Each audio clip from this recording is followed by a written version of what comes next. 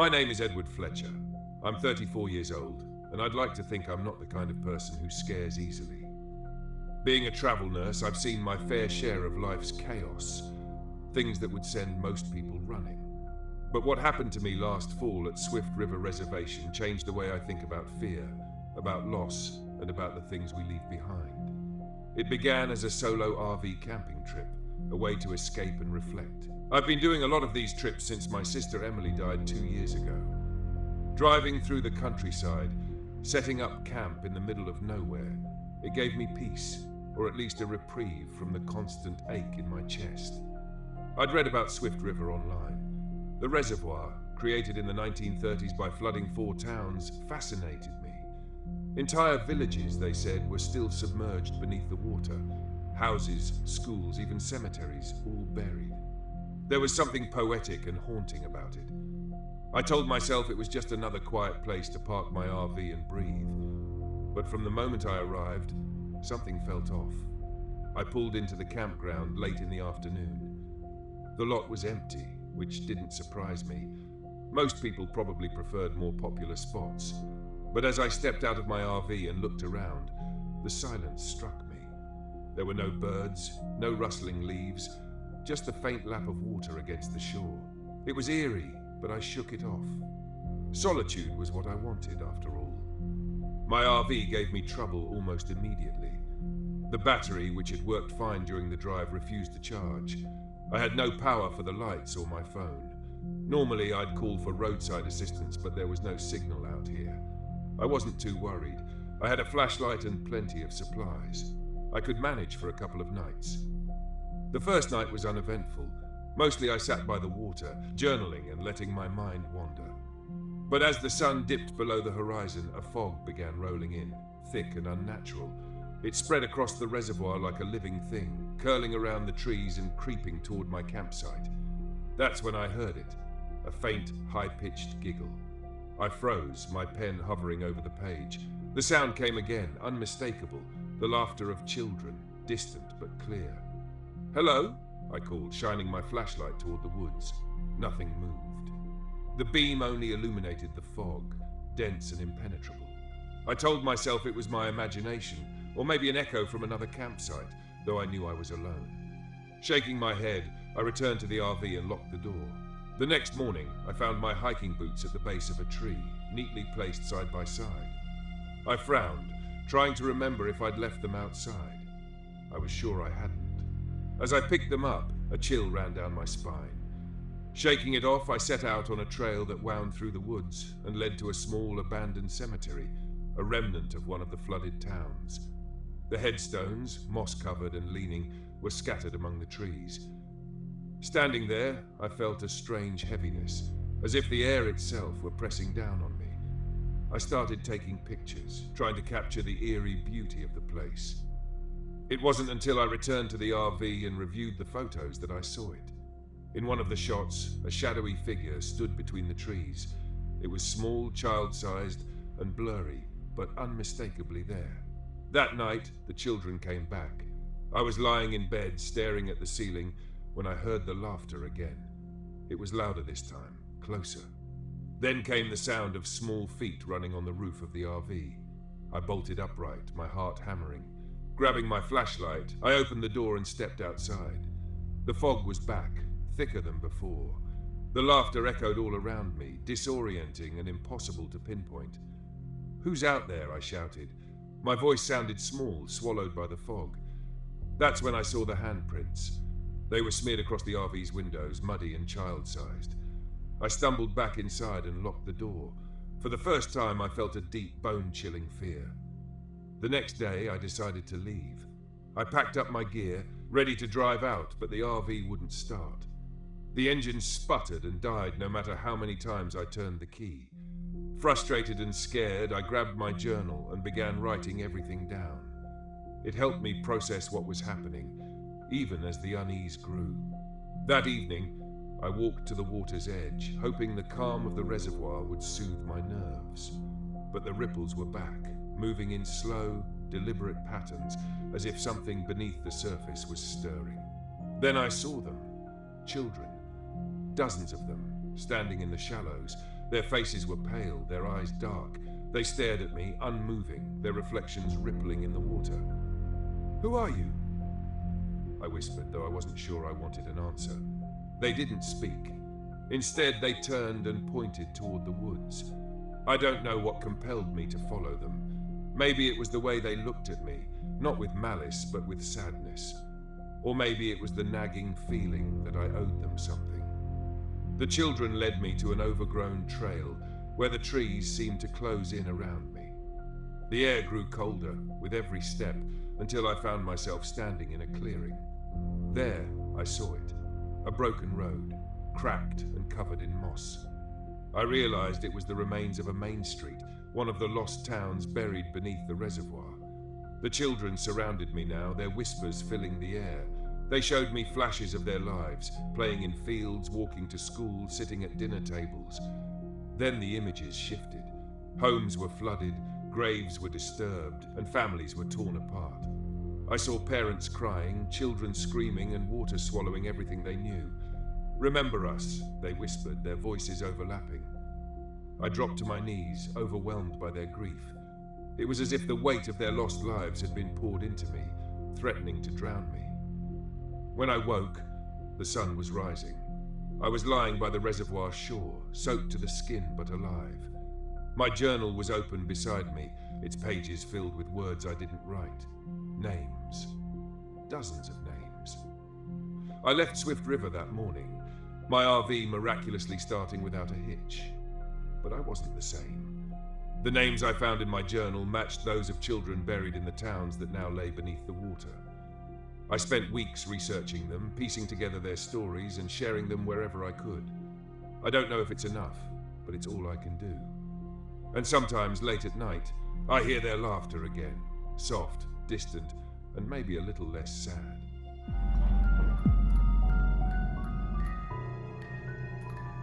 The road into the Adirondacks was long, winding, and empty, just how I liked it. After a few hours of driving, I pulled the RV off the narrow trail and into a small clearing by the lake. The pines stretched high and thick around me, their dark green needles blending into the overcast sky. This was exactly what I needed, complete isolation. No people, no noise, just the quiet of the forest and the sound of my own thoughts. I parked the RV, turned off the engine, and stepped outside. The air was cool, crisp, with the faint smell of pine and damp earth. The only sound was the occasional rustling of leaves in the breeze and the distant ripple of water. Perfect. This place would give me the quiet I craved, a chance to think without the distractions of civilian life. Ever since leaving the military, I'd been chasing peace, and this felt like it could be the spot where I'd finally find it. I grabbed my gear and went about setting up camp. It didn't take long. I'd done this enough times to know the routine. Gather firewood, get a small fire going, and make sure the RV was ready for a night out in the wilderness. As I made my way through the trees, something caught my eye. On one of the nearby trunks, there was a strange marking, a crude carving of a figure, long and thin, etched into the bark. I frowned, running my fingers over it. Just a kid's prank, I figured, probably a bored hiker from weeks ago. But as I moved through the forest gathering wood, I found more of them. Carved figures on the trees, all tall and slender, stretching higher than any human could reach. It was strange, but I wasn't here to think about strange things. I was here to forget. By the time the sun set, the fire was crackling softly, casting flickering light across the clearing. I settled in next to the warmth, staring out at the darkening forest. There was a peace in the solitude, something comforting about being alone with the sounds of the wilderness. But as the night wore on, I started to notice something. The forest was too quiet. No rustling leaves, no night animals scurrying about, just silence. And then, just beyond the edge of the firelight, I heard it. A soft, rustling sound, like something moving through the underbrush. I sat up, scanning the darkness with my flashlight. Nothing. The beam of light cut through the trees, but there was no movement, no sign of anything unusual. I shook my head. "You're just on edge," I muttered to myself, trying to dismiss the tension building in my chest. The wilderness could play tricks on you if you let it. I knew that better than most, I was here to clear my head, not to let it run wild. But then I saw it. At the edge of my vision, just for a split second, something moved, tall, thin, just beyond the trees. I jumped to my feet, gripping the flashlight tighter, and aimed the beam toward where I'd seen the figure. But there was nothing, only the dark outline of the pines swaying slightly in the wind. I stood there, heart pounding in my chest, every muscle tense, waiting for something to step out of the shadows. But after a long moment, the rustling stopped, the trees swayed, and the forest fell back into its unsettling quiet. I forced myself to sit back down, staring into the fire, trying to shake off the feeling that someone or something was watching me. The next morning, I woke early, determined to shake off the nerves from the night before. I grabbed my gear and decided to hike deeper into the woods. Maybe if I put some distance between myself and the campsite, I could clear my head. The trail was faint, barely more than a thin path winding through the trees. As I walked, I found more of the carvings on the trees, each one stranger than the last. They were everywhere, slender, elongated figures with no faces, all staring outward, all watching. The forest felt darker here, the canopy thick enough that the sunlight barely broke through. About an hour in, I reached a ridge overlooking the valley. The view was stunning. Endless trees stretching out below, the mountains rising in the distance. I was about to pull out my camera when I heard footsteps behind me. "Morning," a voice said. I turned to see an older man, probably in his 60s, standing a few feet away. He was holding a bundle of firewood in his arms, his face weathered and sun-creased like someone who'd spent his entire life outdoors. "Didn't expect to see anyone out here," I said, giving him a nod. "Not many people come this deep into the forest," the man replied, his voice low and rough. He looked me up and down, then glanced toward the valley. "You camping nearby?" "Yeah, just over by the lake. Trying to get some quiet," thing. Just the river gurgling faintly in the distance. Still, I couldn't shake the feeling that I was being watched. When I went back inside, I locked the door and pulled the blinds shut. It was a long time before I fell asleep. The next morning, I found wet handprints on my RV windows, small ones, like a child's. My stomach churned. The fog had cleared, leaving the woods damp and muddy, but there were no tracks around the RV, no signs anyone had been there. Shaking off the unease, I decided to head back to the cemetery. It was brighter in the daylight, though the thick canopy still gave the place a shadowy quality. I noticed something I hadn't seen the day before, a journal, lying partially buried beneath a toppled tombstone. Curiosity got the better of me. I brushed off the dirt and opened it. The faded handwriting belonged to someone named Eleanor Reed, likely the mother of the child whose grave I'd seen. The entries were ordinary at first, mentioning chores and weather, but they took a darker turn near the end. One passage stuck with me. "Lillian hears them at night. The crying children. I thought she was dreaming, but now I hear them too. We must leave, but the forest won't let us go." My hands trembled as I closed the journal. It was just an old story, I told myself, a grieving mother's imagination. Still, I couldn't shake the feeling that something was deeply wrong with this place. That night, the crying returned, louder and more insistent. I stayed inside, clutching my flashlight. The sound circled the RV as if whoever or whatever it was wanted me to follow. I fought the urge to look, but then the generator failed, plunging me into complete darkness. I scrambled for my backup lantern, fumbling with the switch. When it flickered to life, I saw them, small, wet footprints leading from the door to the far corner of the RV. My breath caught. The crying had stopped, replaced by faint, rapid tapping on the windows. "Go away," I whispered, backing into a corner. The tapping grew louder, frantic, then silence. The silence was worse. I felt trapped, as though the darkness was closing in, suffocating me. I didn't sleep at all. By morning, I was exhausted and desperate to leave. But when I stepped outside, I saw deep scratches raked across the RV's exterior. The tires were slashed, the rubber shredded like paper. My heart sank. I was stranded. I decided to hike back to the cemetery, hoping to find a clue in Eleanor's journal, or at least distract myself. But the path felt different this time, unfamiliar. The trees seemed to shift around me, their branches reaching like skeletal hands. I stumbled into the clearing and my blood ran cold. A figure stood by Lillian's grave. At first I thought it was a child, but something about its proportions was wrong. Its arms too long, its head tilted unnaturally to one side. Let me know if you need any more edits. This is a great, eerie piece. But it never did. It just stood there, barely visible in the darkness, its hollow eyes fixed on the RV. At dawn, the figure was gone, but the carvings had multiplied, dozens of them surrounding the campsite. The same tall, thin figures etched into the trees like a silent army. I didn't waste time. I packed up everything, threw it into the RV, and started the engine. As I drove away, the carvings seemed to watch me, following me down the narrow trail, their hollow eyes staring. I didn't stop until I was miles away from the Ada, the forest shrinking in the rearview mirror. But even as the trees thinned and the road stretched out in front of me, I couldn't shake the feeling that the Watcher was still out there, somewhere in those woods. It was still watching, and maybe it always would be.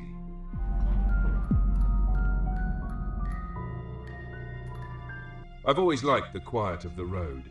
No one asking questions, no one poking into your business, just miles of highway, the hum of the engine, and the occasional crackle of a distant voice on the CB. But that night, somewhere on Route 50 in the middle of Nevada, the silence felt different. Too quiet, too heavy. It had been days since I'd had a decent break. I'd left San Francisco with a load of building materials, bound for Kansas City, figuring Route 50 would cut the travel time. They call it the loneliest road in America, and I've driven it enough times to know why. For hours at a time, you don't see a soul, just endless desert dotted with mountains that never seem to get any closer. I was more tired than I wanted to admit, the kind of tired that sneaks up on you, where your eyelids grow heavy and the lines on the road start to blur. Normally I'd push through, but something told me to pull over this time. I glanced at the clock and decided to hit the next rest stop I saw. A quick nap, I told myself, and I'd be good as new. I felt a wave of relief when I spotted the weathered sign for a rest stop 2 miles ahead. The stop wasn't marked on my map, which was odd, but these old highways have plenty of places that don't show up anymore. The place looked like it hadn't seen a decent coat of paint in a decade. The lights above the parking area flickered weakly, casting long shadows across the cracked asphalt. A beat-up picnic table and a few rusted trash bins were all that marked the stop. The restroom building sat off to the side, its windows dark, and the air around it felt heavy, like it hadn't been disturbed in years. I pulled the rig into the lot and killed the engine.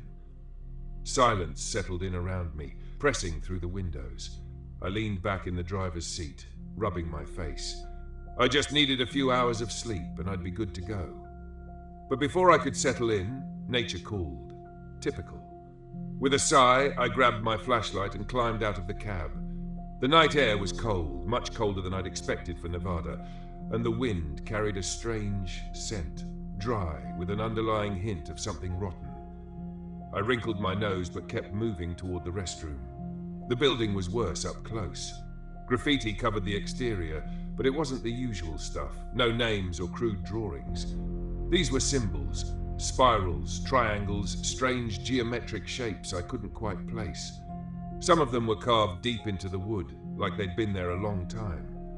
I pushed the door open, and the smell hit me harder inside, stronger than before. I flicked the light on, but the bulb overhead just buzzed and flickered weakly. I turned on my flashlight and swept it across the room. The place was empty, as I expected, but the walls were covered in more of those symbols, dozens of them, carved into the tiles, drawn on the mirrors. I did my business quickly, trying to ignore the feeling that those symbols were watching me, and made my way back out to the parking lot. That's when I saw the first figure. It was standing just beyond the reach of the flickering lights, a man in a heavy coat, his back to me, staring out into the desert. For a second, I considered calling out to him, but something about the way he stood there, so still, so quiet, made my gut twist. I stopped in my tracks, trying to decide if I should just get back in the truck and go. But the man didn't move. He didn't even seem to notice I was there. Maybe he was just another trucker, but I hadn't seen another rig on the road in hours. I took a step back toward my truck, keeping an eye on the figure. When I reached for the door handle, my fingers brushed something cold, too cold. I pulled my hand back, confused, and shone the flashlight on the handle. Symbols. Those same spirals and triangles scratched into the metal of my door. My heart started racing. I hadn't seen them there before. I would have noticed.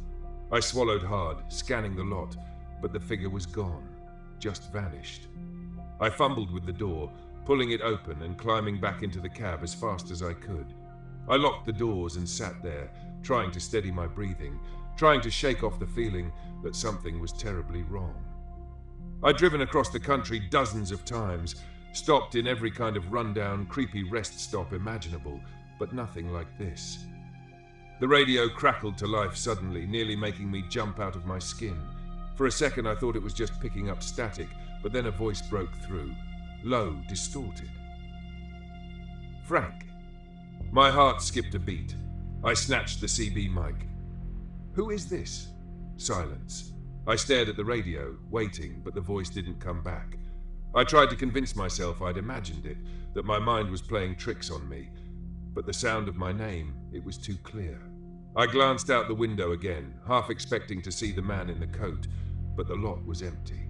The only movement was the weak flicker of the overhead lights. Still, that rotten smell lingered, hanging in the air like a warning.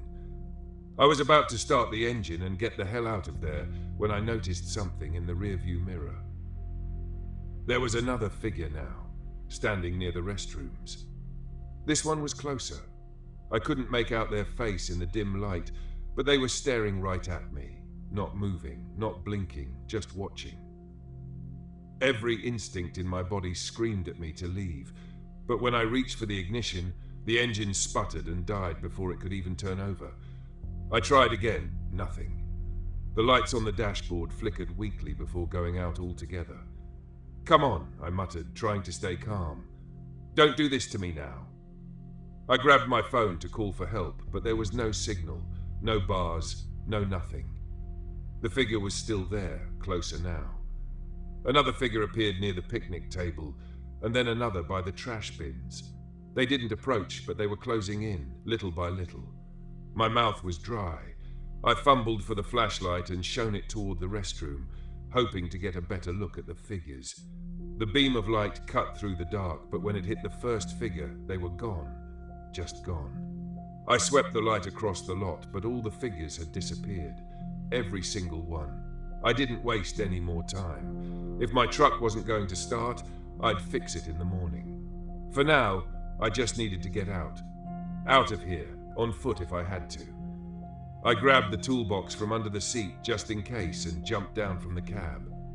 That's when I noticed something else on the side of my truck. Etched into the paint was one of those symbols. Fresh. I could smell the metallic tang of scratched metal. It was the same spirals and triangles I'd seen in the bathroom, the same ones that had been on the door handle. The smell hit me again, stronger now. I turned, shining the flashlight toward the restroom, and that's when I saw it. The symbols were glowing. A faint, sickly light pulsed from the walls of the building. The carvings and scratches now alive with some kind of energy. The ground beneath my feet vibrated, a low hum building in my chest. I stumbled back toward the truck, my flashlight shaking in my grip, but the lights in the building grew brighter, casting long, flickering shadows across the lot. And then I heard the voice again. Frank. I whipped around, scanning the empty lot, but there was no one there. No figures, no man in the coat, just the voice, coming from nowhere and everywhere at once. Frank, you need to stay. I felt a cold sweat break out across my forehead. My pulse pounded in my ears, but I kept moving, trying to get back into the cab. But the symbols, they were on my truck now, glowing with the same eerie light. The handle felt like ice under my fingers. The wind picked up, howling across the lot, carrying whispers with it. Low, urgent voices layered on top of each other, impossible to understand, but they felt old, ancient. I was frozen in place, trapped between the truck and whatever the hell was happening in that restroom. The lights, the symbols, the voices. I didn't know what to make of any of it, but I knew one thing. I had to leave now. The truck groaned as I climbed back into the cab, and I turned the key one last time, praying it would start. The engine sputtered, coughed, and finally roared to life. Without another thought, I slammed the truck into gear and floored it out of the lot, the tires skidding on the cracked asphalt. The rest stop disappeared in the rearview mirror, the glowing lights and symbols fading into the distance. As I drove down the highway, my hands trembling on the wheel, I couldn't shake the feeling that I hadn't escaped. The silence of the road was back, but it wasn't the same. The weight of those symbols, the voice, it lingered, and I knew deep down that whatever was tied to that rest stop wasn't finished with me. I don't stop on Route 50 anymore, not after that night. Some places are better left in the past.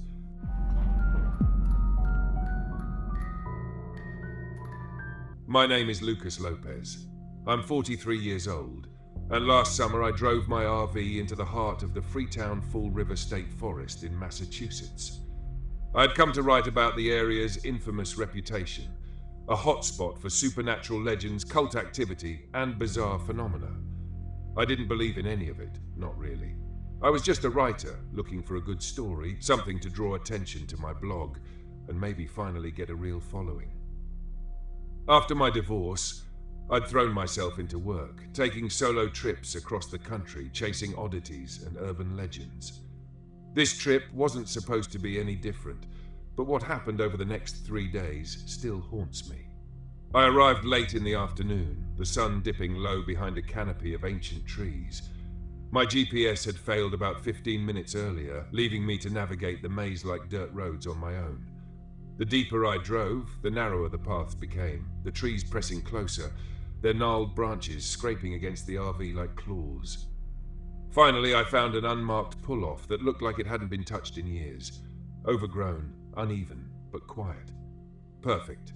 I parked, grabbed my gear and stepped outside. The first thing I noticed was the silence. No birds, no rustling leaves, no distant hum of traffic, just stillness, thick and unnatural. It should have been peaceful, but it wasn't. I shook off the unease, telling myself it was just the isolation, and started setting up camp. The trouble began almost immediately. I planned to spend the first evening jotting down notes about the area's history, strange disappearances, stories of ghostly apparitions, rumors of cult rituals in the 1970s. But as I went to plug in my laptop, the RV's backup power refused to work. "Come on," I muttered, fiddling with the connections. Nothing. My phone too was useless, no signal and a battery draining faster than it should have. Annoyed but not panicked, I lit a lantern and set up my notebook instead. Outside, the forest seemed to close in tighter as darkness fell. It started with footsteps. I was sitting by the fire, the warm glow flickering across the trees when I heard them. Soft, deliberate, like someone walking barefoot on the forest floor. "Hello," I called, shining my flashlight into the darkness. The beam caught only trees and shadows. The footsteps stopped. I stood there for what felt like an eternity, waiting for some kind of movement, a voice, anything. When nothing came, I convinced myself it was just an animal and returned to the fire. But the unease lingered. The next morning, I decided to explore the trails. I left the RV and followed a faint path that twisted through the woods, marked occasionally by faded red blazes on the trees. The forest was dense, almost suffocating, and the farther I went, the more I felt like I was being watched. Halfway down the trail, I saw something or someone. A figure stood far ahead, shrouded in the morning mist. It was tall, impossibly still, and cloaked in shadow. "Hey," I called, my voice echoing back at me. The figure didn't move. I took a step forward, and just like that, it was gone. 1 second there, the next. Nothing but empty forest. That night, things escalated. I was sitting by the fire again, trying to shake off the memory of the figure, when a voice whispered my name. Everything has been corrected for spelling, grammar, and readability while maintaining the original tone and flow. Let me know if you'd like any further refinements. something had happened. I told myself it was just my mind playing tricks on me. Isolation could do that. The vast emptiness of the desert, the absence of any familiar sounds, it could mess with your head. I decided to hike further out, hoping to clear my mind. The landscape stretched endlessly in every direction, the sun already beating down on the sand. I grabbed my gear, making sure I had plenty of water, and started walking toward a rocky ridge I had spotted in the distance. Halfway there, I saw him. A man walking toward me from the opposite direction, his figure small against the endless desert. I hadn't expected to see anyone out here. This was a remote area, far off the beaten path. As the figure grew closer, I could make out an older man, his clothes worn and dusty, his face lined and weathered from the sun. "Hey," I called out, raising a hand as we approached each other. The man nodded, his eyes distant, almost vacant. "You camping out here alone?" he asked, his voice hoarse. "Yeah, just me," I said, a little taken aback by his bluntness. "I've been walking for days," he said, his eyes scanning the horizon. "You heard it yet? The signal?" I blinked, unsure if I had heard him right. "The signal?" He nodded, his expression grim. "You'll hear it. Once you hear it, you can't get it out of your head. I've been following it for days. It doesn't stop." A chill ran down my spine. "What are you talking about?" The man glanced around nervously, as if the desert itself was listening. "There's something out here. Something that's been broadcasting for years. It gets inside your head, starts with the beeping, then it gets louder. You'll see." I stared at him, unsure of what to say. He looked dehydrated, sunburned, like he'd been wandering the desert for days without rest. I offered him some water, but he shook his head and started walking again, heading back the way he came without another word. I stood there, watching him disappear into the distance, his words echoing in my mind. "Once you hear it, it doesn't stop." That night, the beeping was louder. I couldn't ignore it anymore.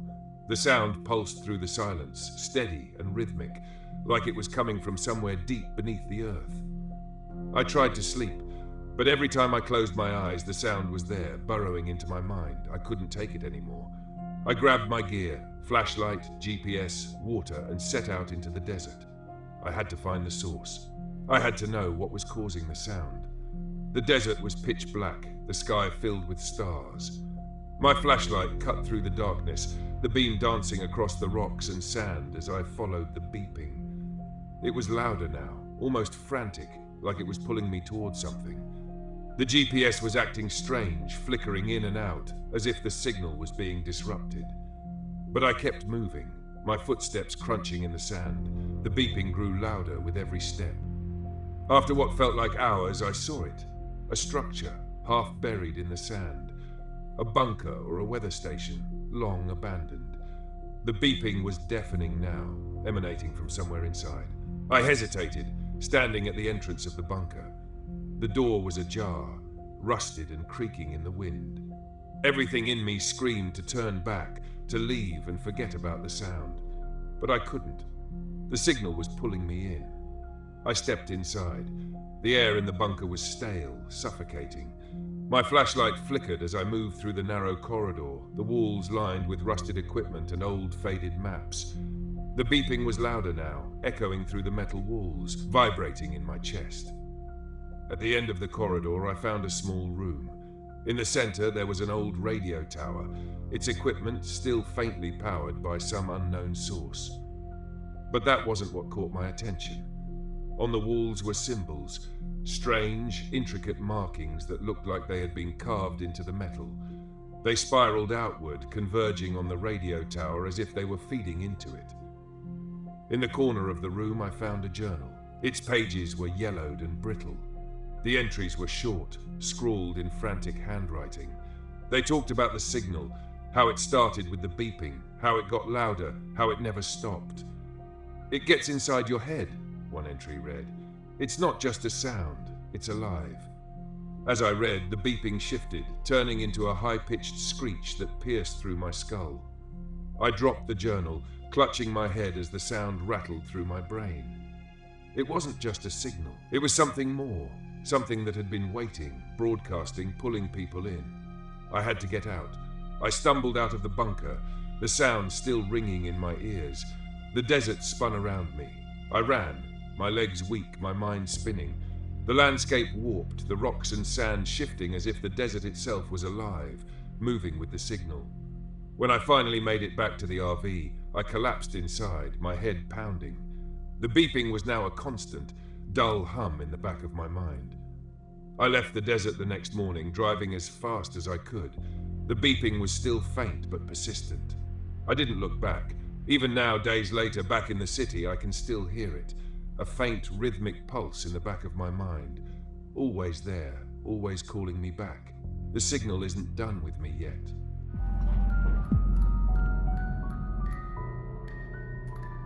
"6 months in the Smokies. 6 months. 6 whole months without touching a drop. I should have been proud, right? But sitting alone in this RV, deep in the Great Smoky Mountains, I didn't feel proud. I felt restless, empty. Even the kind of empty that creeps up on you, settling in your bones when there's nothing but the sound of your own thoughts bouncing around your skull. This trip was supposed to be a celebration, a gift to myself for staying clean. I thought the solitude would help me clear my head, maybe give me some perspective. The Smokies had always been a place of peace for me. My dad used to take me camping here when I was a kid, back when life was simple, before the bottle got its hooks into me. I pulled out my phone, flicking through pictures of those old trips. My thumb hesitated over the last photo of my dad and me standing by a roaring campfire. That was before everything went to hell, before the drinking became my escape from everything I couldn't face. The phone buzzed, pulling me back to the present. It was my brother Jake, checking in as usual. "Hey man," he said when I answered. "How's the trip? You hanging in there?" Jake was always the responsible one, clean-cut, married with kids, a steady job. He'd been my lifeline after the wreckage of my addiction. I owed him more than I could ever repay. "Yeah, it's good," I lied. "Just me and the trees? Peaceful." "You staying out of trouble?" I chuckled. "I'm not exactly near any temptations out here," I said. I didn't tell him about the bottle I'd brought with me. It sat in the back of the RV, unopened, but still there, just in case. A cruel comfort. I'd stared at it more than once already, the amber liquid calling to me in the quiet. "Good to hear," Jake said, though I could hear the doubt in his voice. "Just keep your head straight, all right? I know it's tough being out there alone, but you got this. Call me if you need anything." "I will. Thanks." I ended the call and tossed the phone onto the bed. The sun was setting outside, casting long shadows through the trees. The sky faded from a soft orange to deep purple, and with it, the familiar sense of isolation began to settle in. The first night in the Smokies should have been serene, but as soon as the darkness took over, I felt it, the unease. The forest around me was too quiet. It was like it was holding its breath. No wind, no rustling leaves, just the faint crackle of my campfire outside. I sat at the picnic table near the fire, trying to relax, but the silence only seemed to grow heavier. I poked at the flames with a stick, hoping they'd somehow keep the stillness at bay. Then I heard it. A whistle. Faint at first, like a breeze cutting through the trees, but unmistakably human. I froze, listening. It was tuneless, just a single drawn-out note that seemed to float through the air. I scanned the tree line, but there was nothing. No movement. No one else was supposed to be this far out. I'd parked in a secluded area of the park, away from the main trails. The whistling continued, soft but constant. Probably just the wind, I muttered to myself. But even as I said it, I knew that wasn't true. It didn't sound like wind. It sounded deliberate. I stood, the hairs on the back of my neck prickling, and slowly circled the fire. I kept the flames between me and the trees, my eyes darting between the dark shapes of the pines. The whistle came again, louder this time, closer. My heart hammered in my chest, the familiar anxiety clawing its way up my throat. "Who's there?" I called, my voice breaking the thick silence.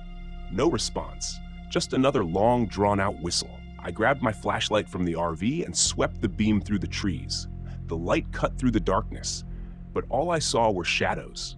No footsteps, no crunch of leaves, just that damn whistling drifting through the trees like a ghost. I didn't sleep much that night. The next day, I tried to convince myself it was nothing. It had to be nothing, right? Just a trick of the wind. The mountains could be strange like that, especially at night. Still, I couldn't shake the feeling that I wasn't alone. The bottle of whiskey in the back of the RV started to look more and more appealing, but I shoved that thought down. I wasn't here for that. Not this time. To clear my head, I went for a hike, following a trail that wound through the dense forest. The air was crisp, the smell of pine and damp earth filling my lungs. For a while it worked. I could almost forget about the night before. Almost. That's when I saw the first marking. It was carved into the bark of a tree, a rough, jagged symbol that looked like a spiral or maybe an eye. I couldn't tell. It didn't look natural, though. It felt intentional, like a warning. I ran my fingers over it, the grooves deep and uneven. I kept walking, but the further I went, the more of the symbols I saw. Spirals, faces, strange runes carved into trees, all leading deeper into the woods. It felt like they were guiding me somewhere, though I wasn't sure I wanted to find out where. That night, the whistling returned. I was sitting by the fire again, trying to keep my mind off the bottle, when the sound came drifting through the trees. This time, it wasn't soft. It was louder, closer. I stood up, flashlight in hand, and scanned the forest. My heart pounded in my ears. My mouth went dry. The whistling seemed to circle the campsite, moving slowly but deliberately. It was all I could hear, filling the silence like a haunting lullaby. I turned, and that's when I saw him. Standing just beyond the tree line was a figure. A man, gaunt and pale, his hollow eyes fixed on me. He stood motionless, his lips pursed as he whistled that same eerie, tuneless note. "Hey!" I called, my voice cracking. "What do you want?" The figure didn't respond. He just stood there, watching me. The whistling grew louder, more insistent, cutting through the night air like a knife. I took a step toward him, but as soon as I moved, he turned and disappeared into the trees. My hands were shaking. I wasn't sure if it was fear or something else, something deeper. I felt the urge to chase him, to follow that haunting sound, but my legs refused to move. I stayed by the fire until dawn, too scared to go back inside the RV. The next day, I tried to leave. I packed up my gear, grabbed the keys to the RV, and decided I'd had enough of the Smokies. But when I tried to start the engine, it wouldn't turn over. Just a dull click. I swore under my breath, popped the hood, and checked the battery. Everything looked fine, but the damn thing wouldn't start. I tried calling Jake, but my phone was dead. I'd charged it the night before, but now it was completely drained. No signal, no service, nothing. The forest around me felt suffocating. I couldn't shake the feeling that something was watching me, waiting just beyond the trees. The whistling started again, faint at first, then growing louder, like a taunting melody. I grabbed the bottle from the back of the RV. I wasn't going to drink it, not yet, but holding it made me feel better, more in control, as if I could use it as a weapon somehow. That night, the stranger came back. I woke up to the sound of whistling, loud, sharp, right outside the RV. I sat up, heart pounding, and looked out the window. He was standing by the fire pit, his pale face illuminated by the flames. His eyes were fixed on me, unblinking, and that awful whistling filled the air, pressing in on me from all sides. He took a step toward the RV, and I felt the panic rise in my chest. I grabbed the bottle, holding it like a club, and stumbled outside. The air was freezing, my breath coming in ragged gasps. The whistling pierced through my skull, making it hard to think. I raised the bottle, ready to throw it. But then something stopped me. For the first time in days, I heard something else. A voice, faint but real. Jake's voice. "Nick, don't do it." I blinked, shaking my head. The stranger was gone. The whistling had stopped, and there in the silence, I realized what I had been about to do. The bottle slipped from my hands and shattered on the ground. I dropped to my knees, gasping for air, the weight of everything crashing down on me. The whistling was gone, but the fear, the isolation, it wasn't something I could run from. Not out here. Not anywhere. When the sun rose, I tried the RV again. This time, it started. I drove out of the Smokies that morning, not looking back. The whistling stayed behind, lost in the trees, but the memory of it, the temptation would stay with me. 6 months sober. But this trip taught me something I hadn't been ready to face. Some demons don't live in bottles. They live in the silence, in the spaces we create for ourselves when we're trying to hide from the world.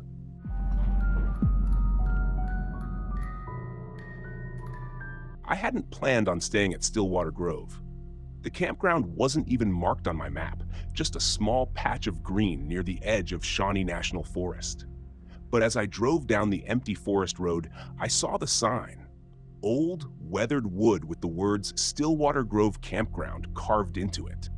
It felt like an invitation, one I couldn't resist. I'd been on the road for weeks, photographing wildlife for a personal project I'd picked up after quitting my job. The last few months had been a blur of long drives, lonely campsites, and an overwhelming need to be anywhere but back in the city. I didn't miss my corporate job or my ex. What I did miss was the feeling that I knew what the hell I was doing with my life.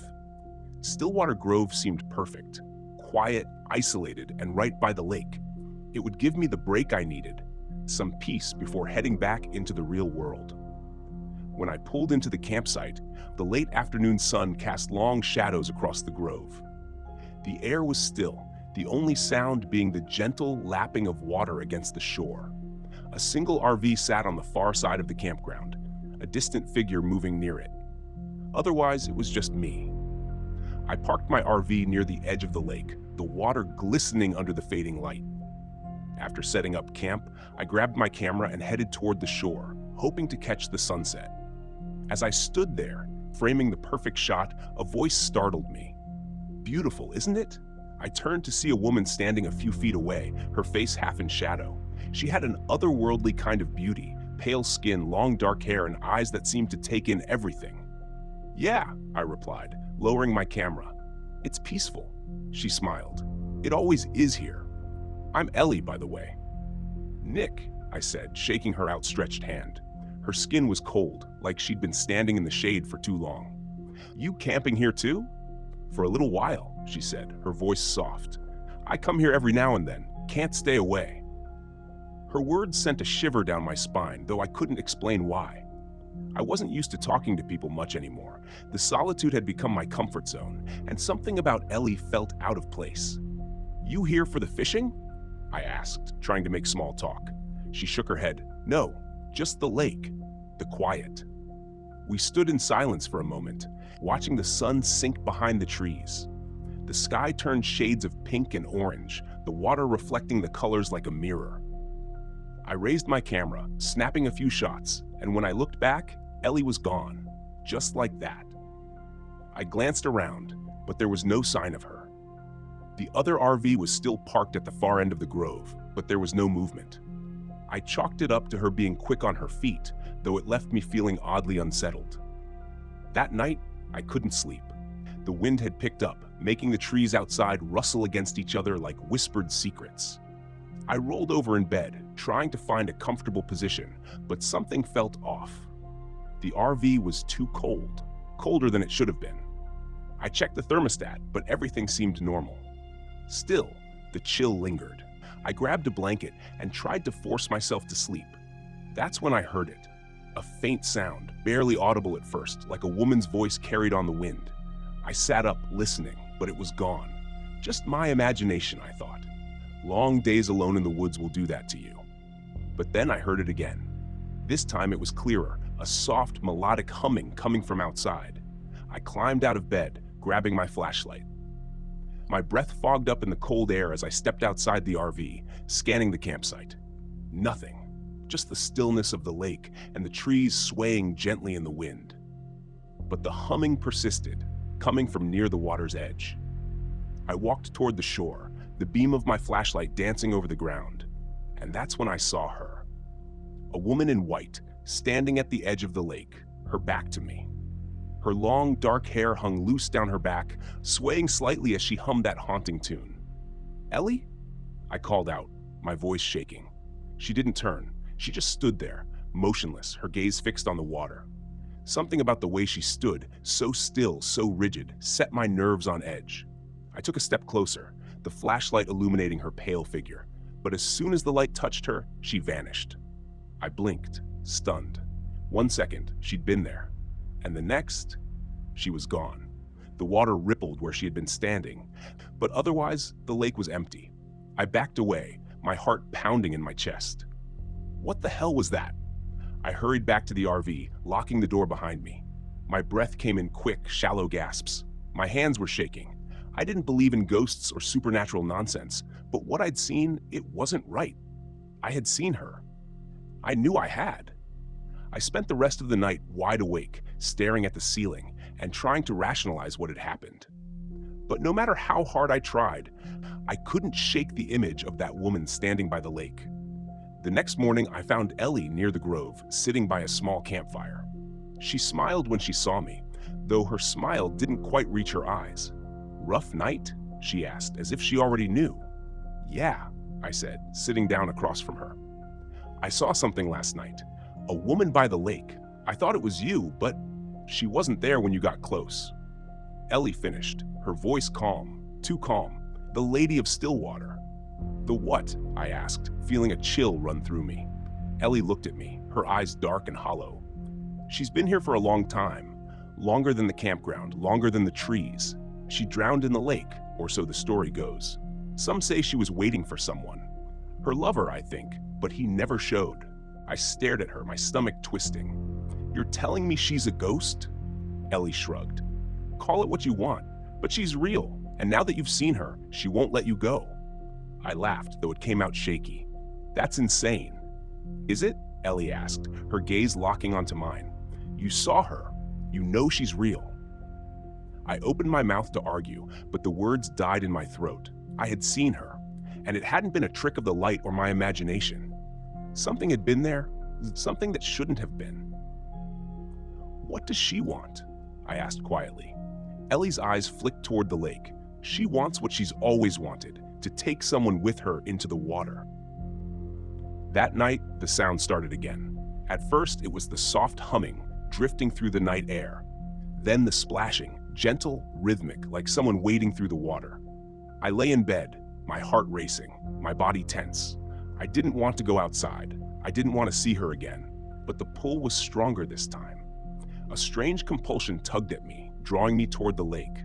I tried to fight it, to stay in the RV, but my legs moved on their own, carrying me outside into the cold night air. The lake was calm, reflecting the pale moonlight. And there she was, standing in the water, her white dress billowing around her as if moved by an unseen current. "Come to me," she whispered, her voice soft but clear. "Please come." I took a step forward, my body moving against my will. The water lapped at my shoes, and I could feel the cold seeping into my skin. "Come with me," she said again, her voice almost pleading now. "I've waited so long." I fought to resist, to break free from whatever force was drawing me in. But my feet kept moving, the water now up to my knees, freezing cold. I could feel the pull of the lake, the weight of the water dragging me down. Suddenly, a hand grabbed my arm, yanking me back with such force that I stumbled onto the shore. Ellie stood beside me, her face pale, her grip strong. "You have to leave," she said, her voice urgent now.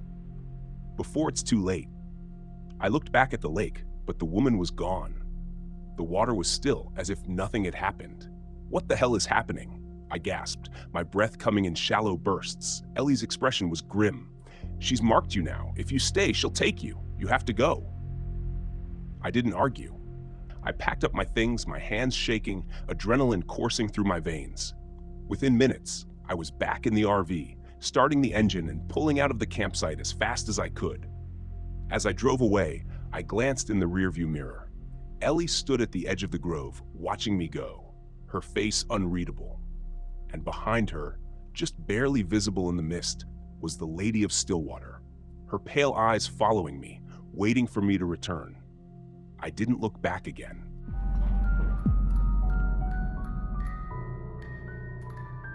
My name's Brian Patel, and this happened to me in the National Forest in Oregon. I grew up in Portland and spent most weekends hiking the trails with my dad. After he passed away, I kept the tradition alive, even though the solitude wasn't quite the same. I wasn't the sentimental type, but being out there brought some quiet to my otherwise loud, chaotic life as an electrician. That particular weekend, and I'd planned a 2-day solo trek, something to clear my head and test out some new gear. I wasn't an ultralight fanatic or anything, but I liked keeping things minimal. Just me, the trail, and whatever nature threw at me. My route started at Timberline Lodge and cut through some backcountry trails that didn't see much traffic. It was early morning when I set out, a thermos of black coffee in one hand and a map in the other. The first few hours were uneventful. The trails were damp from rain earlier in the week, and the scent of pine mixed with the occasional waft of mushrooms kept things pleasant. Around noon, I passed an older couple hiking with trekking poles. They waved but didn't stop to chat, which was fine by me. Solitude was the point. It was late afternoon when I noticed the first odd thing. I'd stopped at a clearing to refill my water from a nearby creek. The silence was too perfect. No birds, no rustling, nothing. It wasn't unusual for animals to scatter when a human came stomping through, but this was eerie, like the forest was holding its breath. I joked to myself that maybe I'd finally reached that perfect peace people were always yapping about in self-help books. As I climbed higher into the denser part of the forest, the feeling lingered. Every so often, I'd hear a snapping twig or see a flash of movement out of the corner of my eye, but I chalked it up to squirrels or deer. That changed when I reached the ridge. There was a campsite up there, or at least what was left of one. A collapsed tent lay flattened against the dirt, its poles bent at odd angles. Gear was scattered around like someone had emptied a backpack in a panic. What caught my attention was the cooler, one of those sturdy, bear-resistant kinds. Its lid was wrenched open, and deep claw marks gouged the plastic. I didn't recognize the pattern. It didn't look like bear claws. Whatever did it had talons. I poked around cautiously.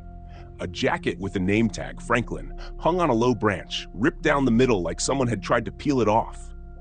That's when I saw the blood. Not a lot, but enough to know something had gone wrong. My stomach tightened. I didn't consider myself squeamish, but the combination of the silence and the blood made the air feel heavier, like it was pressing down on me. I didn't linger. I wasn't about to play hero and investigate further, but I also didn't want to turn back the way I'd come.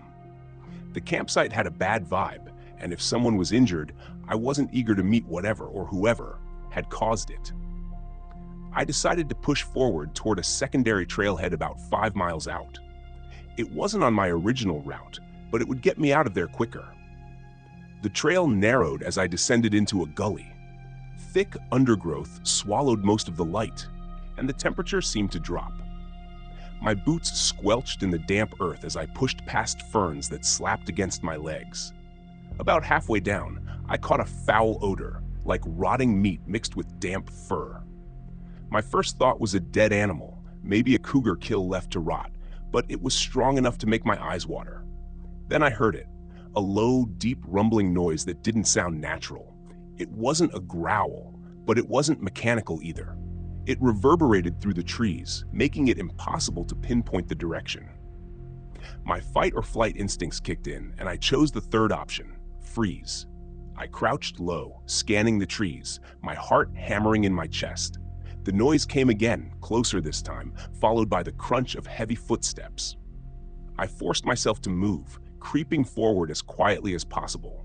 The trail curved ahead, and just as I rounded the bend, I saw it, or at least part of it. A massive, hulking shape loomed through the trees, crouched over something on the ground. Its limbs were grotesquely long, the joints bending in ways that didn't make sense. It had patches of wiry fur mottled with bare, pale skin. What struck me most was its posture, like a predator that had evolved to ambush. I stayed hidden behind a tree, trying not to breathe. Whatever it was feeding, its movements jerky and almost insect-like. The thing was tearing into something unrecognizable, its talons slicing through flesh with surgical precision. My stomach churned, and I fought the urge to retch. The smell was overwhelming. A sudden snap of a branch underfoot betrayed me. The creature's head shot up, swiveling unnaturally as it scanned for the source of the noise. I didn't get a clear view of its face, but I did see its teeth, rows of uneven serrated spikes that looked like they belonged in a shark, not on land. I bolted. Stealth be damned, I sprinted down the trail, branches clawing at my face and arms. The sound of pursuit was immediate, heavy footfalls crashing through the undergrowth. I didn't dare look back.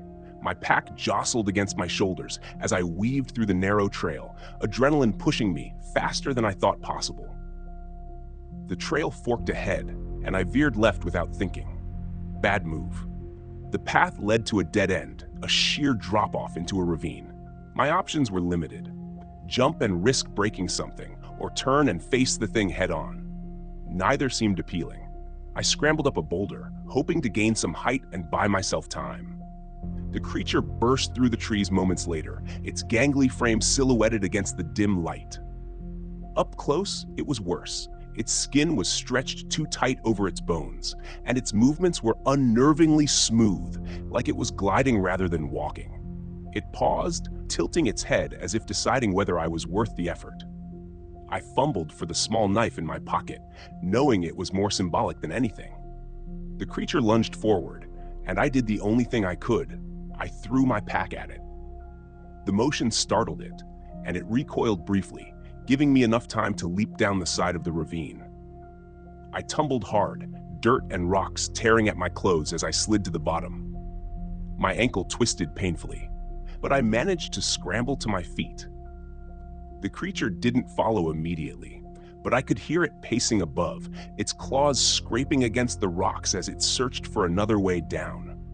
I limped through the ravine, following the trickle of water downstream. My only thought was to keep moving, to put as much distance as possible between me and that thing. The ravine eventually opened up into a clearing, and I spotted a ranger's cabin in the distance. Relief surged through me, though it was tempered by the realization that I wasn't out of the woods yet, literally or figuratively. The cabin was locked, but I found an axe leaning against the woodpile. It wasn't much, but it was better than nothing. I crouched low, gripping the axe and scanning the tree line. Minutes felt like hours as I waited, every rustle of leaves setting my nerves on edge. When it came, it was sudden. The creature barreled into the clearing, moving faster than seemed possible for its lanky frame. I swung the axe as it charged, catching it in the shoulder. The impact staggered it, but the thing didn't go down. It lashed out with its talons, grazing my arm and drawing blood. We circled each other, predator and prey, roles blurring. I swung again, aiming for its head this time. The blade connected with a sickening crunch, and the creature let out a piercing screech. It collapsed, twitching violently before going still. I didn't stick around to admire my handiwork. With my arm bleeding and my ankle screaming in pain, I limped back toward the trailhead, keeping an eye on the shadows. I flagged down the first car I saw, a bewildered couple who probably thought I'd lost my mind. Years later, I avoid Mount Hood. Not because I'm scared, but because I've learned to stick to places where nature follows the rules, or at least pretends to.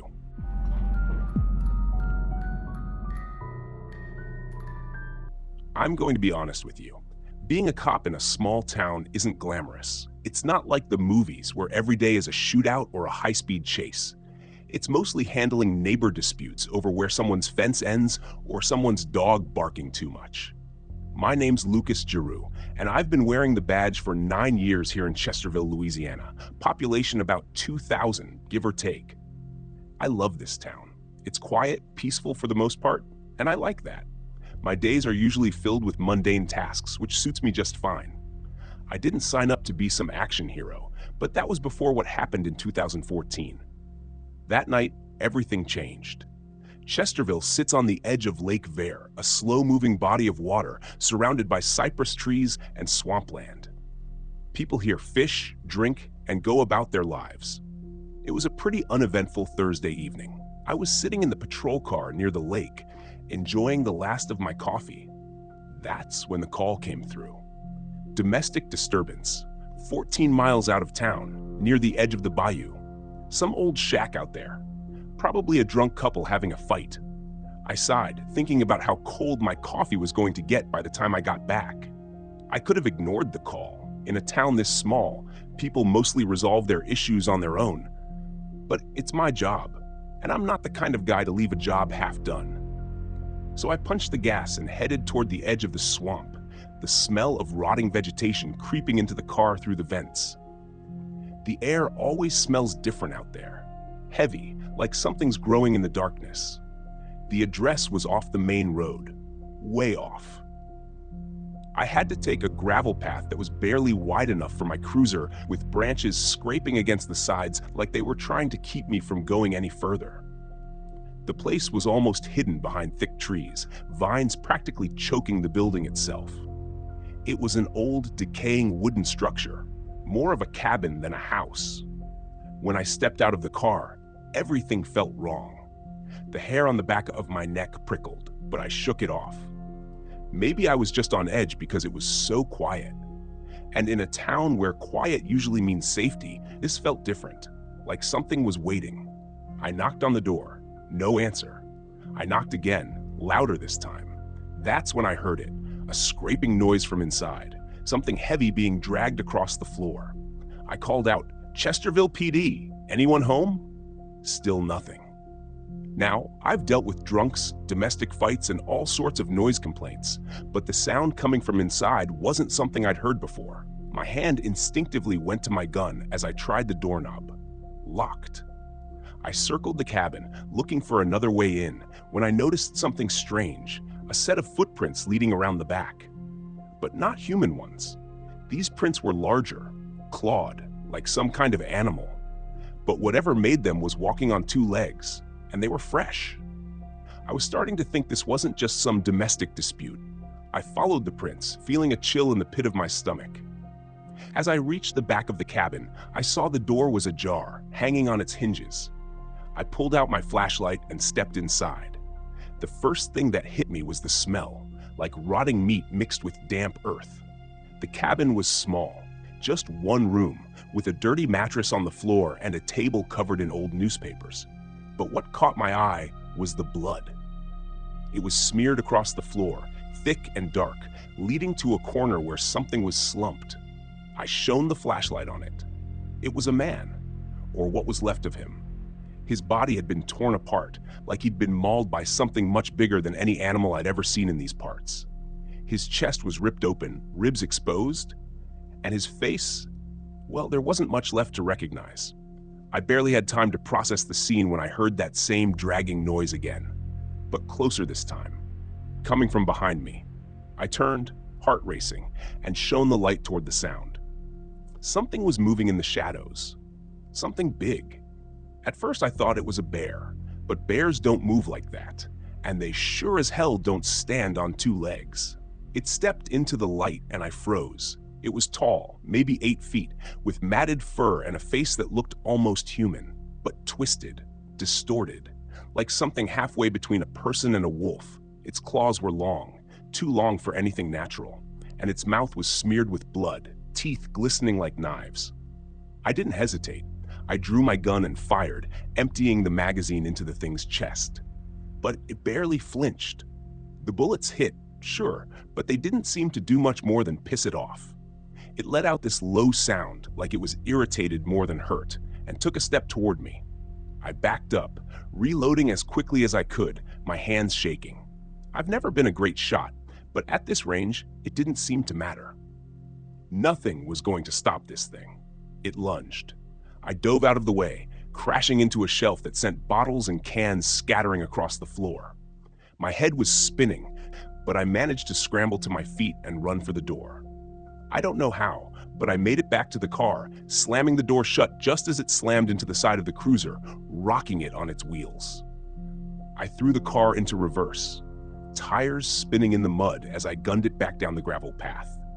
The thing didn't follow me. It just stood there in the rearview mirror, watching. As I sped away, its shape slowly faded into the darkness of the swamp. When I finally reached the main road, I stopped, hands gripping the steering wheel so tight my knuckles turned white. I had to call it in. But what the hell was I gonna say? That some kind of monster tore a man apart and nearly killed me? I thought about it for a long moment, staring at the radio, before deciding to do something I never thought I'd do. I lied. When I called it in, I said I found the man already dead. Looked like some kind of animal attack, Maybe a bear? Maybe a wild dog? Hell, maybe both. I didn't mention the thing I saw. I couldn't. No one would believe me. I barely believed it myself. But here's the thing. I wasn't the only one out there that night. I found out later that 2 fishermen had been on the lake, close enough to the cabin to hear the gunshots. They saw something too. Something large, moving through the trees. They didn't get a good look at it, but they said it wasn't a bear. Wasn't anything they'd ever seen before. And they swore it walked on 2 legs. The next morning, I went back out there with the sheriff and a couple of deputies. We found the body, or what was left of it, but there was no sign of the creature, just those same strange tracks leading off into the swamp. The sheriff wrote it up as an animal attack, but I could see it in his eyes. He knew something didn't add up. I've thought about that night a lot since then, about how close I came to ending up like that poor bastard in the cabin, and about what's still out there, lurking in the swamp. Some nights, when it's real quiet, I wonder if it's still watching. But I've learned not to go looking for answers. Sometimes, in a place like this, it's better to let the mysteries stay buried.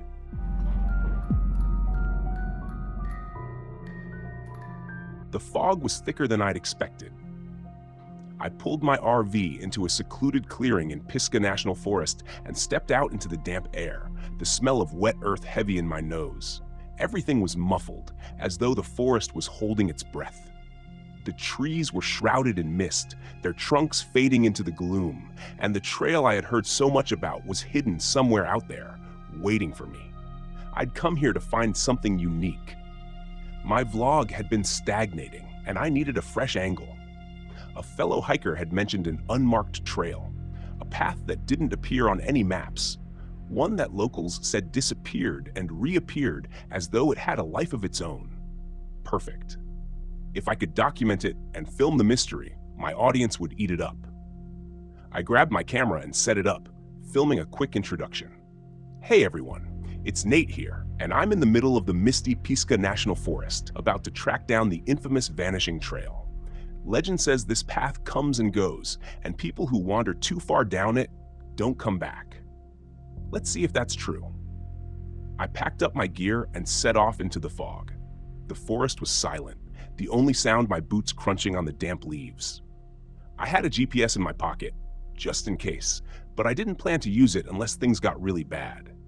I wanted to go off the grid, find this mysterious trail, and see if there was anything to the rumors. I'd always been a skeptic. Ghost stories and folklore were fun to tell around a campfire, but not much else. As I walked, the fog thickened, swallowing the trees. It clung to my skin, cold and heavy. It wasn't long before I found the first strange marker, a stone slab jutting from the ground, its surface covered in symbols, strange spiraling shapes that didn't look like any language I knew. I filmed it, talking into the camera as I described the find. This looks like something from an old burial ground, but there's no mention of this on any maps.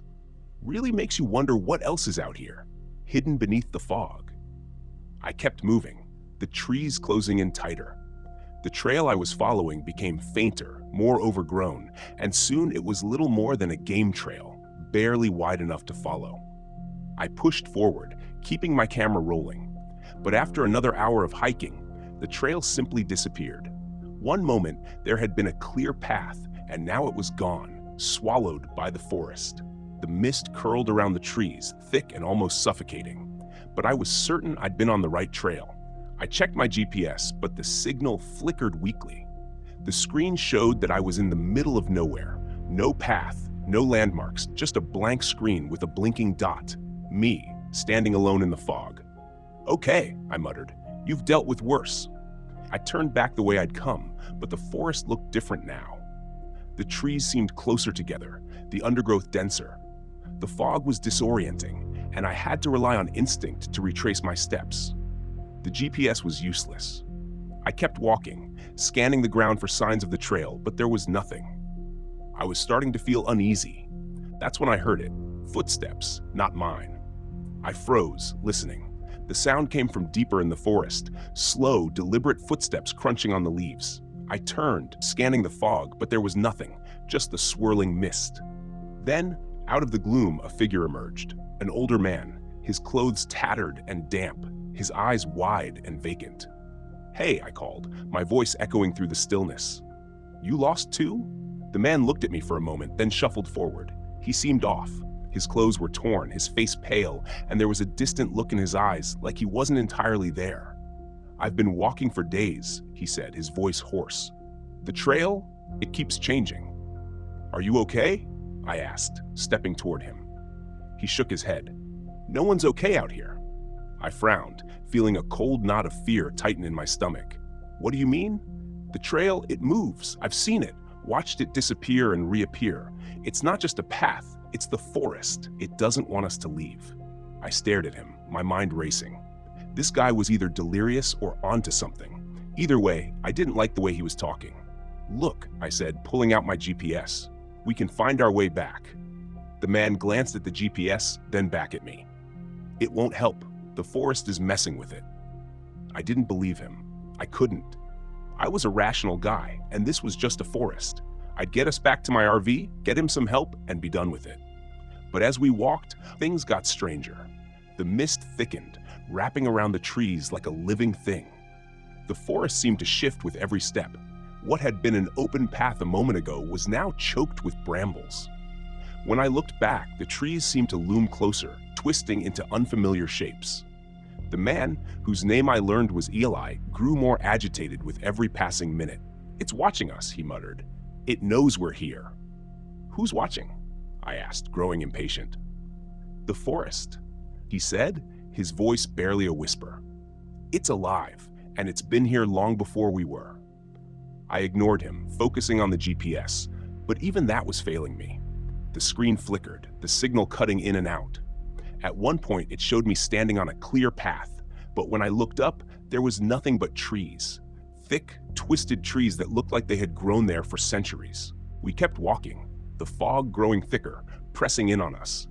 The air felt heavy, almost suffocating, and then the whispers started. Faint at first, like the wind through the leaves, but then more distinct voices calling out from the mist.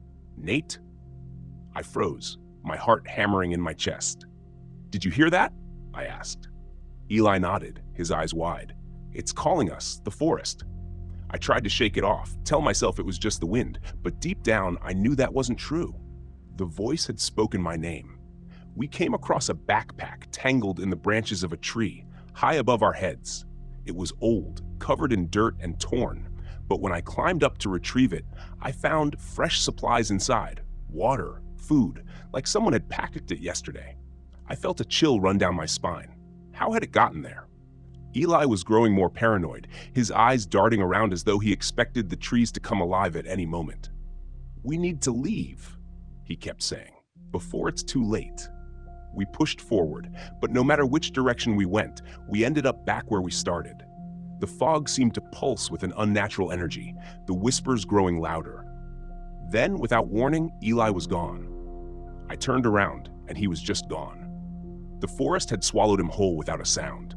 I called out his name, but there was no response, only the dense mist pressing in on me. Panic set in. I was alone, lost in a forest that didn't want me to leave. The GPS was useless, and my camera was flickering, showing distorted footage of things I hadn't seen. Shadows moving in the trees, figures lurking just out of sight. I started running, my breath coming in sharp gasps. The trees twisted and shifted around me, the fog so thick I couldn't see more than a few feet ahead. Every time I thought I'd found a way out, the forest closed in, trapping me in a maze of branches and brambles. The whispers were louder now, calling my name over and over. My camera caught glimpses of movement, dark figures moving through the mist, vanishing before I could focus on them. I didn't know what was real anymore. The forest seemed to warp around me, bending reality to its will. Then, just as suddenly as it had begun, the fog broke. I stumbled out of the trees and found myself back at my RV. The mist lingered at the edge of the forest, but it didn't follow. I didn't wait. I grabbed my keys, threw my gear into the RV, and drove off, my hands shaking on the wheel. I didn't stop until I was miles away, the forest a distant memory in the rearview mirror. Back home, I reviewed the footage. I expected to see the horror I'd witnessed, the proof of the vanishing trail and the strange shifting forest. But the videos showed nothing. The trail looked normal. The mist wasn't as thick, and Eli wasn't in the footage at all. It was like he'd never existed. I tried to tell myself it had been a bad trip, that my mind had played tricks on me, but deep down, I knew the truth. The forest had let me leave, but it hadn't forgotten me, and I had a feeling it was waiting, somewhere in the mist, for me to return.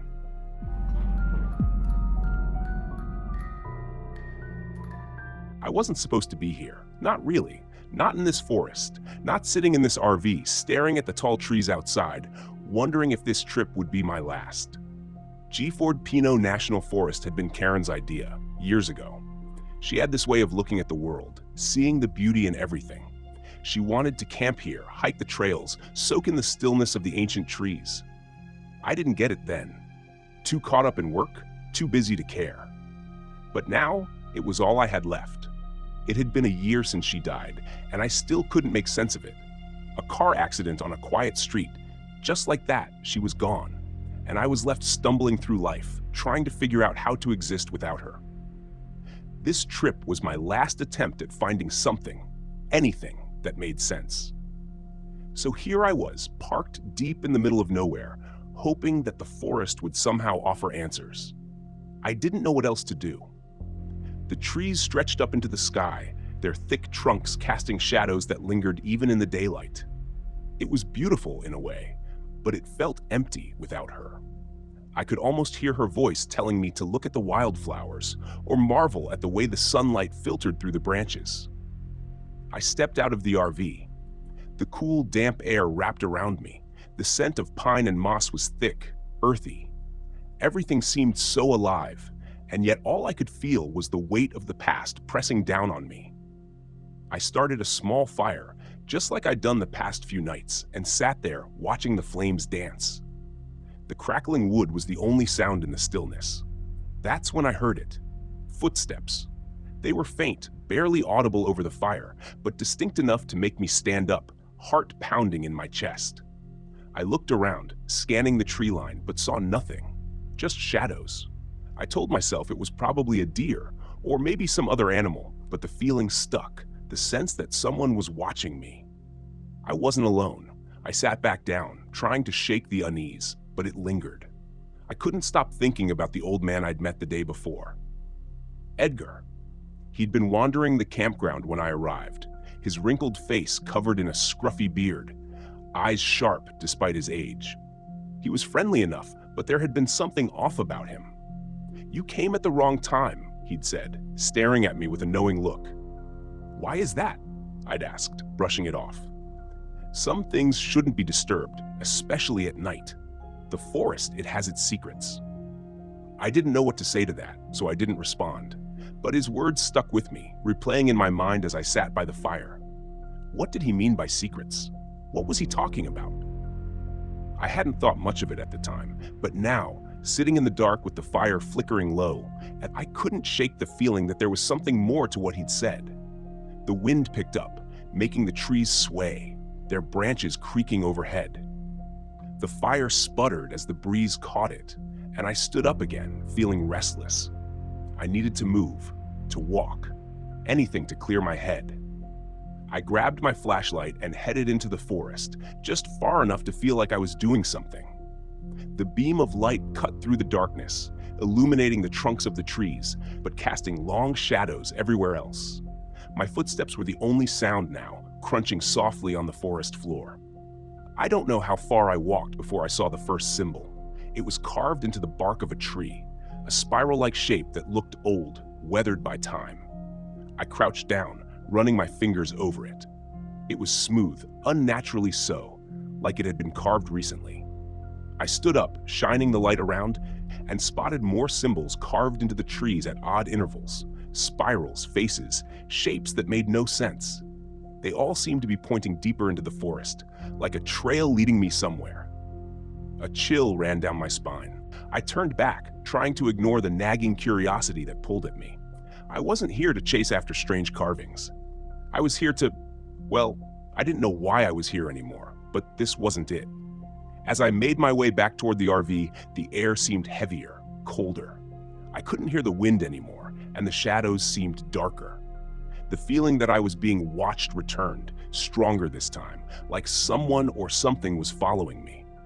My pulse quickened, and I picked up the pace, glancing over my shoulder every few steps. Nothing, just trees and shadows. When I reached the RV, I let out a breath I hadn't realized I was holding.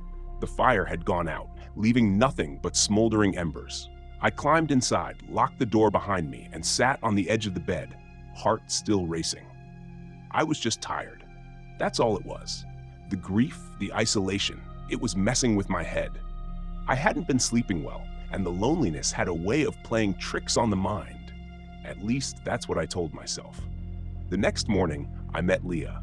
She was hiking near the campground, a pack slung over her shoulders, looking every bit the confident outdoorswoman. She was friendly, outgoing, and struck up a conversation with me as soon as we crossed paths. "You camping out here alone?" she asked, her voice light, casual. I nodded. "Yeah, needed some time away, I guess." "I get that," she said, smiling. "This place is something else. It's beautiful, but it can get a little weird at night, don't you think?" I paused, remembering the footsteps, the carvings, Edgar's warnings. "Weird?" I asked. "How strange it can feel out here after dark. Just stories, old legends. You know how it is with places like this. Every forest has its ghost stories." I tried to keep my tone neutral, but the unease from the night before still lingered. She smiled again, but this time, there was something in her eyes, like she knew more than she was letting on. "Just be careful. It's easy to get lost out here," she said. With that, she waved and continued down the trail, disappearing into the trees. I watched her go, wondering if I should have said more, asked her what she meant, but I didn't. I spent the rest of the day at camp, trying to relax, but the sense of unease only grew stronger. That night, as I sat by the fire again, I couldn't stop thinking about the symbols. They'd seemed so deliberate, so purposeful, like someone or something was trying to lead me deeper into the woods. And then the footsteps returned. This time, they were louder, closer. I stood up, shining my flashlight toward the trees, but saw nothing, just shadows. But the footsteps didn't stop. They circled the RV, slow, deliberate, crunching on the forest floor. My throat tightened as I strained to listen, my heart hammering in my chest. "Who's there?" I called out, but the footsteps didn't answer. Instead, they stopped. Dead silence. I backed toward the RV, fumbling for the door when I saw it. Movement just at the edge of the trees. A figure, tall, thin, barely visible in the darkness. I blinked and it was gone. I bolted inside, slamming the door behind me, my breath coming in short gasps. What the hell was happening? I sat there for hours, staring at the door, waiting for something to happen, but nothing did. The next morning, Leah was gone. Her tent was still there, her pack sitting neatly outside, but she was nowhere to be found. I searched the area, calling her name, but the forest was silent. It didn't make sense. People didn't just vanish like that, not without a trace. I thought about Edgar, about the stories he'd told, the forgotten one he'd called it, a legend about a man who'd wandered too far into the forest, losing himself until he became part of the land itself. Now, they said he lured others to join him, preying on their grief, their loneliness, until they disappeared too. I didn't believe it. I couldn't. But Leah was gone, and the symbols were still there, etched into the trees like a warning or an invitation. The footsteps returned that night, and this time, I knew what they wanted. I could hear her voice, Karen's voice, calling to me from the trees, soft, loving, like she was right there, waiting for me. "Derek," she whispered, "come find me." My heart ached, torn between the impossible and the undeniable. I knew it wasn't real. I knew it, but I wanted to believe it was. I stepped outside. The cold air bit at my skin. The forest was dark, silent, but the voice was there, guiding me. I walked toward the trees, my feet moving on their own, drawn by the sound of her voice. "Derek," she called again. "Don't leave me." I stopped at the edge of the woods, staring into the darkness. I could see her now just beyond the first row of trees, her face, her smile. She was there, waiting for me. But something was wrong. The shadows around her shifted, twisting like they were alive. Her eyes, once warm and familiar, were hollow, empty. I took a step back, the spell breaking. This wasn't Karen. I turned and ran back to the RV, back to safety. The forest seemed to close in around me, the trees pressing in as the voice grew louder, angrier. Derek! I slammed the door behind me, heart pounding, breath coming in ragged gasps. I could still hear her screaming my name from the trees, but I didn't go back. I couldn't. I left Ford Pinot the next morning, the RV's engine sputtering to life as I drove away. I didn't look back. I didn't need to. The forest had its secrets. I wasn't meant to know them. And whatever it was out there, whatever the Forgotten One truly was, it would stay there, waiting for someone else.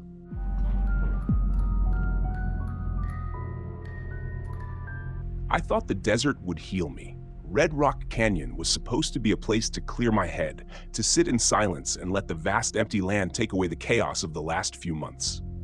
I'd lost everything, my wife, my job, and I needed something, anything, to remind me there was still some peace left in the world. Instead, it felt like I'd driven into a nightmare. I parked the RV at the far end of the campground, as far away from the few other campers as I could get. I wanted solitude, to think, or maybe to stop thinking. I wasn't sure. The sun was setting as I stepped out, casting a deep orange glow across the red sandstone cliffs. It was beautiful, the kind of beauty that made you feel small, like the world was too big for you to matter. Maybe that's what I needed. I'd been driving for hours, with only the occasional crackle of the radio for company. The RV was old, creaking and groaning as I navigated the winding roads into the canyon. It had seen better days, much like me. As I stretched, a low rumble came from under the hood. Great, I muttered, giving the RV a half-hearted kick.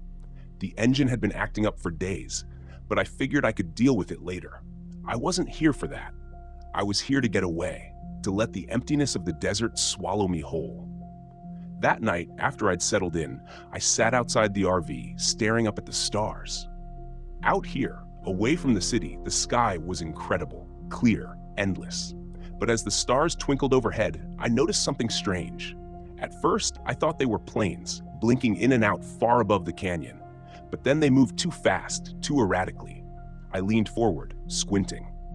There were 3 of them, glowing faintly blue, darting through the sky in impossible patterns. They weren't planes. I wasn't sure what they were. I stood up, straining my neck to follow their path as they circled overhead. They blinked off one by one, and the desert was silent again. Just stars, I told myself, even though I knew it wasn't true. The next morning, I woke up to find the RV's battery almost dead. My phone, which I'd left charging overnight, hadn't gained a single bar. I tried turning the engine over, but all I got was a dull click. My chest tightened. Being stranded in the middle of the desert wasn't part of the plan. I had enough food and water for a few days, sure, but the isolation was starting to feel less like a retreat and more like a trap. Milo's RV was parked a few spots down, his beat-up RV sitting in the shade of a large rock formation. He waved me over as I stepped out of mine, a wide grin on his sunburnt face. "Morning," he called. "Beautiful day, huh?" I forced a smile. "Yeah, sure. Hey, you wouldn't happen to have jumper cables, would you?" Milo scratched his scruffy chin, then shook his head. "Sorry, friend, but I can give you a ride into town later if you need help. It's not too far." I thanked him, but something about Milo unsettled me. Maybe it was how relaxed he seemed, like this place wasn't bothering him at all. As I stood there, he tilted his head toward the canyon walls. "You see the lights last night?" he asked. I froze. "Yeah, what were they?" He shrugged, like it was nothing. "Oh, those things. People talk about them all the time. Could be military, could be something else. No one really knows, but they've been around as long as I've been camping out here." I laughed nervously. "Something else, huh?" Milo smiled, but it didn't reach his eyes. "People say they're not from this world. I don't know about that, but sometimes they follow you. Just don't go too far out at night and you'll be fine." I forced another laugh, but my stomach churned. Milo's tone was too casual, too accepting. I thanked him again and went back to my RV, trying to shake off the feeling that I was missing something important. The day dragged on, the heat baking the ground beneath my feet. I spent the afternoon hiking a short trail near the campground, trying to clear my head, but the vast emptiness only made me feel more alone. I kept thinking about the lights, about how they'd moved, how they seemed to watch me. That night, they returned. I was sitting outside again, nursing a warm beer and staring at the sky when I saw them, 3 faint blue lights hovering over the canyon. This time, they were closer, too close. They flickered almost playfully, darting back and forth like they were searching for something. I stood up, my heart pounding. It didn't make sense. Nothing about this place made sense. I backed toward the RV, never taking my eyes off the lights, but as I reached for the door, the lights blinked out. Gone, just like that. A cold breeze swept through the canyon, and I shivered. It was too quiet. No wind, no insects, nothing, just the dead, suffocating silence of the desert. Then the RV lights flickered once, twice, and went dark. My chest tightened as I stumbled into the RV, fumbling for the flashlight. I clicked it on, but the beam was weak, barely cutting through the darkness. The electrical panel was dead, and my phone wouldn't turn on. Every piece of technology I had was failing, and I had no idea why. A sudden knock on the door made me jump. "Chris, you okay?" It was Emily, the hiker I'd met earlier that day. She'd pitched her tent nearby, planning to stay for a few nights before heading out. I opened the door, trying to hide my panic. "Yeah, just some electrical issues," I said, forcing a smile. "Everything's dead. I'm guessing the battery's shot."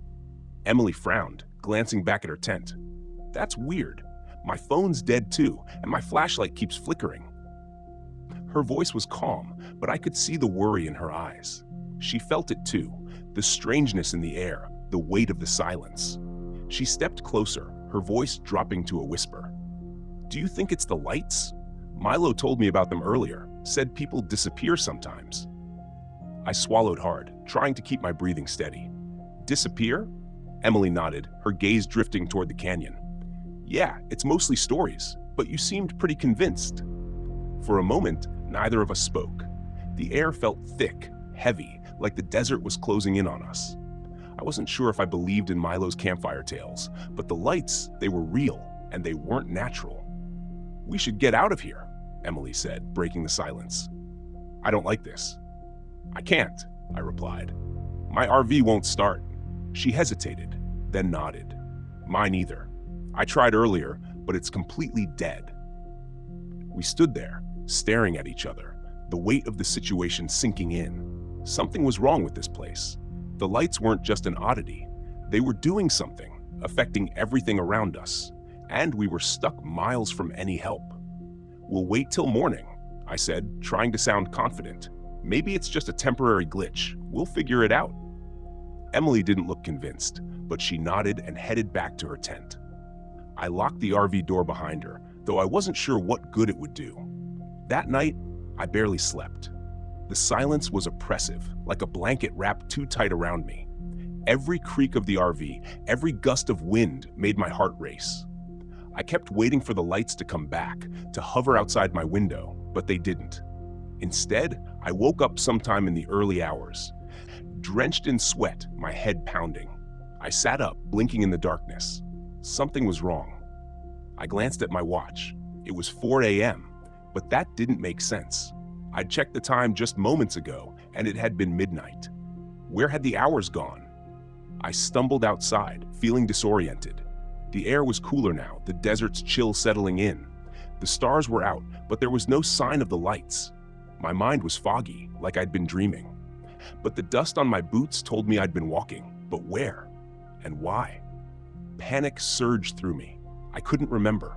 Hours were missing, and I had no idea what had happened. The lights were playing with us, toying with our sense of reality. I ran toward Emily's tent, calling her name, but when I got there, she was gone. Her tent was empty, her pack still there, but she was nowhere to be found. "Emily!" I shouted, my voice echoing off the canyon walls. Nothing. The only sound was the wind. I backed away, my heart hammering in my chest. This wasn't real. It couldn't be. But the lights, the missing time, it all pointed to one terrifying conclusion. We weren't alone. I sprinted back to my RV, slamming the door behind me, and tried the engine again. To my shock, it roared to life. The headlights flickered on, and I didn't hesitate. I jammed the gear shift into drive and tore out of the campsite, gravel kicking up behind me as I sped down the winding canyon road. I glanced in the rearview mirror for just a second.